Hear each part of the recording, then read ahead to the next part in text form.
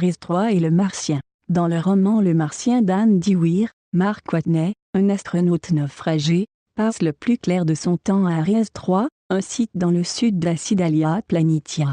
D'après le livre, Acidalia est une région plate et facile à traverser avec un véhicule. L'astronaute fait même le trajet aller-retour jusqu'au site d'atterrissage de Pathfinder. Cette zone de Mars est en fait beaucoup plus diversifiée, intéressante, et dangereuse pour un véhicule, que ne le dit le roman. Cette observation est proche du site d'atterrissage d'Aries III tel qu'il figure sur la carte au début du livre, et présente de nombreux monticules, peut-être d'anciens volcans provenant de l'interaction entre l'eau et la boue, ou de l'éruption de sédiments boueux. Une grande partie des Acidalia Planitia est recouverte de champs assez denses de rochers, mesurant jusqu'à plusieurs mètres, qu'il serait difficile de contourner. Il y a aussi des fissures aux pentes abruptes, associées de grands polygones, qui seraient infranchissables. Il y a des champs allongés de cratères secondaires, dont la surface est extrêmement accidentée à l'échelle de la taille d'un véhicule d'exploration.